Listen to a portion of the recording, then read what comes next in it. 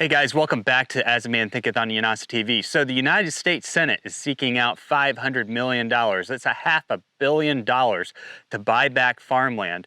And overall, just under 4,000 farmers surrounding U.S. military bases have already been notified that they may be candidates for this program. If this doesn't throw up red flags to you guys, I don't know what should. There's a lot of controversy around this because there's been a lot of fear mongering around the purpose of this type of bill, and people have bought into this cult worse than the climate change cult. I don't even know. It's almost as if somebody is trying desperately to control the narrative before all of the science is getting out. And if you're one of these people, hear me out on this. Listen to the facts coming from the agencies, the government agencies that are putting this out there and trying to get this money to buy back these farms. Before you come to a conclusion, listen to it, and maybe you'll agree with me. Maybe you'll at least see the slippery slope that this could put us on.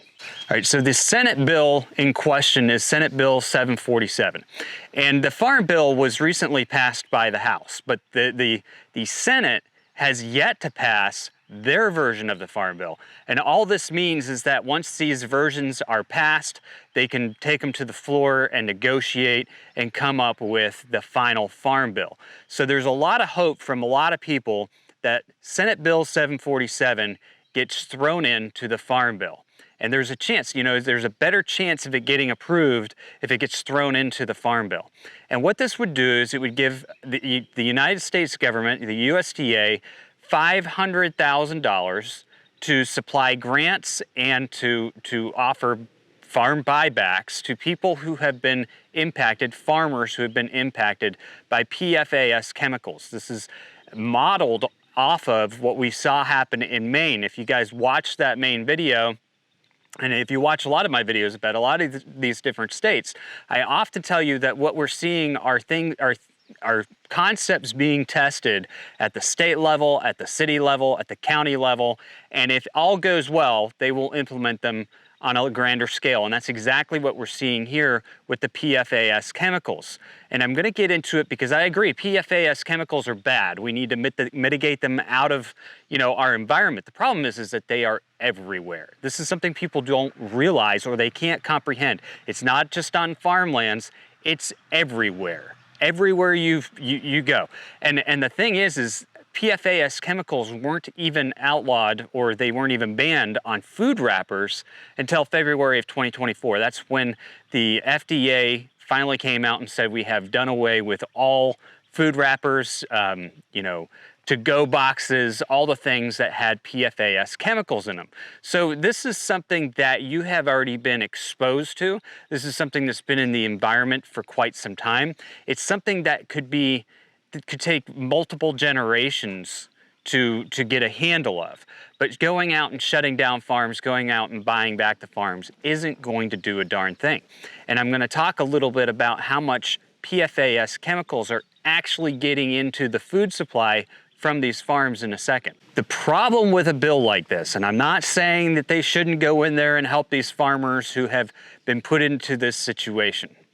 It would probably end up being every farm in the US when you listen to this video. But the problem with this is it's giving the power to the government to decide who stays and who goes.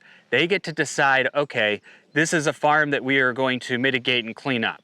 This is a farm where we're going to put it into a conservation easement and pay the farmer a salary for several years. Or this is a farm that we're simply going to buy back because we want the land. That is way too much power to be given to a government agency. If you guys cannot see the flaw in this entire concept right up front, there should be red flags going all the way down the street. So far in the state of Maine, they've found 73 farms that have had this PFAS chemical. With some of those farms, they have bought them back. With some of those farms, they have, supplied them income while they're trying to mitigate it. And the state of Maine plans on quadrupling their testing. They needed more funds. They tried the pilot program out. It worked. It worked so good that the United States Senate now wants to do it across the entire country. PFAS chemicals are all the rage right now, right? If you talk to a family member, they've probably told you that their city water tested, you know, too high in the chemicals, and so they have to go out and buy bottled water. And if you read all of the food safety recalls lately, even bottled water's been getting recalled. Fiji's water's been recalled. These chemicals have become a mess, but they're nothing new, people. They've been around for some time, and the government has been testing and watching for these chemicals for some time. It's not an unknown thing, okay? But all of a sudden, we have this kick up of activity, this kick up of fear, and people will really like latch onto it. It's poison. You can't drink that. It's poison. You can't do this. That's poison.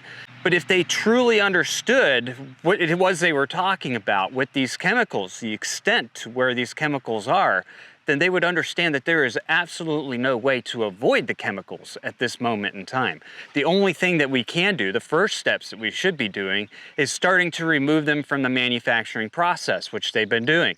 Start filtering them out as a byproduct from the manufacturers and not letting it go into the rest of the water supply, which they've started doing. But then once you get into shutting down farms, something has gone way too far. Something is very wrong. You see, here's a little bit of a fact that many people don't understand, but it's on the FDA's website about PFAS chemicals and whether or not our food supply is safe. Since 2019, they have been testing raw foods for this chemical. They have been wanting to know where it's popping up in the food supply, how much of it is popping up in the food supply, what's safe to eat, what's not safe to eat. So they have been monitoring this for quite some time.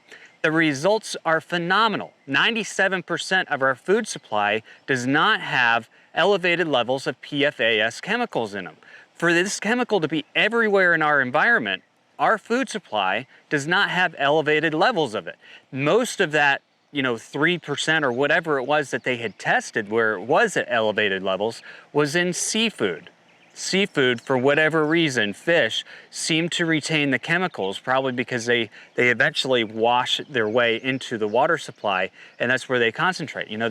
These chemicals are basically designed to help keep things from sticking, right? They keep things from bonding together. And so they don't bond very well to soil. They don't bond very well to other things. They eventually wash their way out of the soil and they end up into our oceans and streams and those types of places, which is why seafood and fish tend to test higher for PFAS chemicals. But on the FDA's website, I encourage you guys to check it out, 97% of the food they tested did not have elevated levels of PFAS chemicals in them.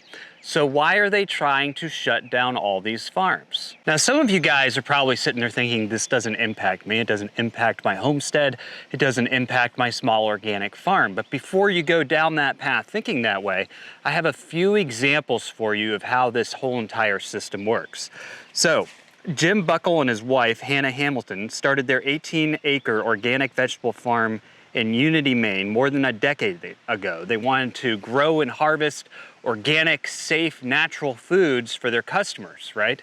They had nothing bad going on their farm. They didn't use any sludge to fertilize their farm, nothing like that. And to their knowledge, their farm was a safe place to grow. A wholesale buyer asked them to test their operation for toxic PFAS chemicals in 2022. Here's what they found. The soil tests came back clean, but the well water they used to wash and irrigate their vegetables came back contaminated. Through no fault of their own. You're gonna hear this a lot because they're really trying to put this entire bill out there as this is not the farmer's fault. So we need to have this money to bail them out and buy their land. To no fault of their own, the farm Buckle and Hamilton had carefully cultivated for nearly a decade was contaminated with PFAS-laced sewage sludge that had been used as fertilizer in land nearby many, many years earlier. So they bought this property, they started this farm, people have eaten their foods, and it's contaminated with PFAS, not because of their land, not because of their land's history. It has nothing to do with them. It's not their fault.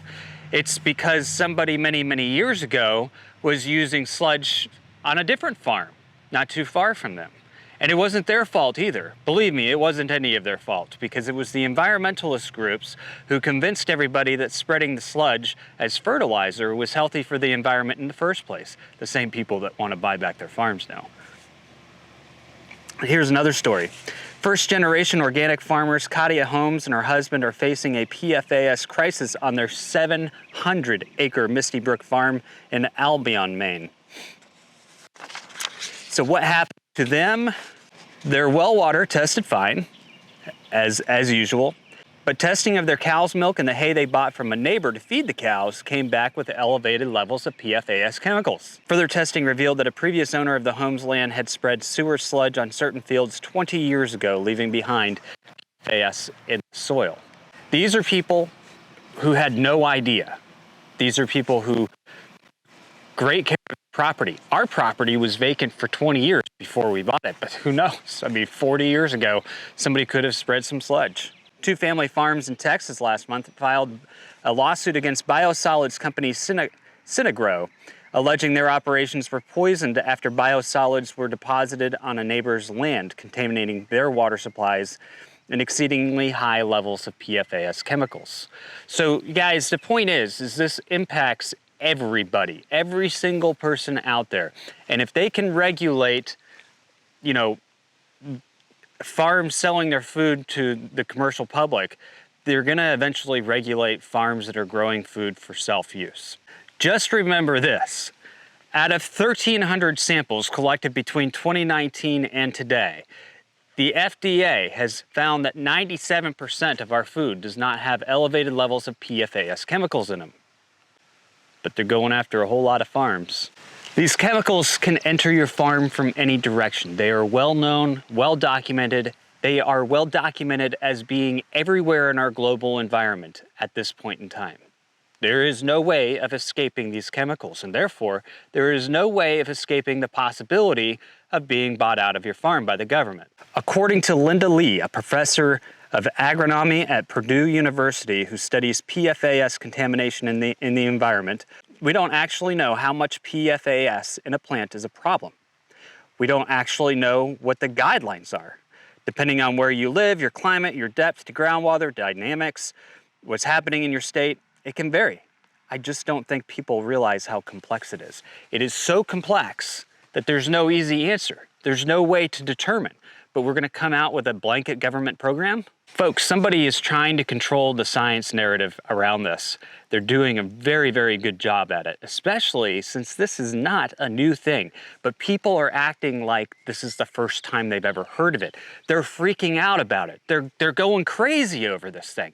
People I know who are very smart people who are very into organic farming. I mean, we spend our lives promoting organic farming, small farms, those types of things. They hear about this and they immediately start freaking out about it because that's the narrative that's been thrown out there, and there's been no other narrative. There's no other solution than to buy back the farms. I think that there's gotta be a better way of handling this situation. I think we need to put like our caps on to be level-headed, level-minded about it. Knowing that it's a situation that we've been dealing with for some time, there's not an easy fix, right? There's not a fix tomorrow. Selling our farms back to the government is not an easy fix. It's not a fix at all. Shutting down farms because they have PFAS chemicals on them is not solving anything. What we've done to stop PFAS chemicals in the manufacturing industry is the first step, and I completely agree with that. The next step of water treatment facilities, pushing responsibilities back on manufacturers to get rid of these chemicals before they even reach the facilities. I agree with that. Why not? If you're gonna be the one manufacturing this stuff, clean it up, right? I'm perfectly fine with all that. But what do we do about the PFAS chemicals that are already out there? Here's something that most people don't know. But if a cow, for example, and this has been proven in dairy cows, if they get tested with elevated PFAS chemicals in their system, it's been proven that within 6 months of correcting their dietary plan, correcting where their water's coming from, they could be PFAS free. Why? Because the chemicals pass through them. There are certain things that we can gain knowledge of and maybe only have to mitigate small amounts of crops. For example, corn, they've tested corn and they've found that the PFAS chemicals tend to stay in the stalks of the corn, not necessarily the grains. And some of those grains don't matter because they're going to biofuels anyway. Of course, then the PFAS chemicals are coming out on the cars, but don't even get me started on that. All these electric cars are burning up that rubber at 400 times faster than a combustible engine, and all that rubber is containing all of these chemicals, which nobody wants to admit, that are then washing off the road into our land. It's a mess. But we're gonna go after the farmers first. But anyway, if we have corn and we know that the PFAS chemicals tend to get in the stalks and the leaves, then we don't use it for silage, or you only use it for silage on cows that are basically going to have about 6 months to have a clean diet before they get eaten. There are ways to mitigate it. There are ways to control it. And there are ways, I think it's going to take generations to really reduce it. And I think that's what we have to start looking at, is how do we reduce it? We can't completely eliminate PFAS chemicals. It would almost be impossible at this point in time because they are forever chemicals, as people say. There may be somebody out there who's coming up with some sort of scientific technology, and I think that there are people that are working on this, that could help combat PFAS chemicals, help break them down. You'd make billions doing it because everybody is terrified of it. You'd be a trillionaire. So critics of this bill 747 going into the farm bill or just being a bill on its own, they're worried about the possibility of it wreaking havoc on our agricultural system and completely disrupting our food security. I wouldn't say that they're far off in their thinking. I mean, that is definitely a concern. The other concern I have is that you're basically giving these government agencies the decision-making power to decide who stays and who goes, which is a very, very, very, very slippery slope. It is a very dangerous path for us to be going. I do not think that these bills are the way to handle this situation. I think that they have taken themselves in the wrong direction, if that's what they're trying to do. And that is what they're trying to do.